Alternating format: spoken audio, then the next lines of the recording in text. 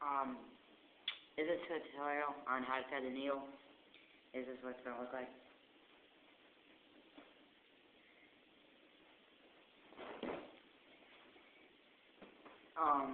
You want to start off, you don't want to start off with something that you might hurt yourself really bad.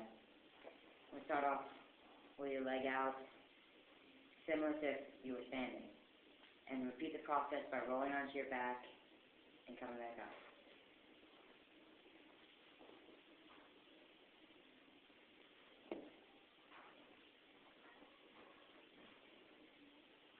And you continue to repeat the process. And after a while, it's pretty simple. You'll get it. I suggest first trying it while holding on to something with one arm. So, like, for example, a chair. You do it, and it'll make sure so you can hold yourself up easier, make sure you don't fall.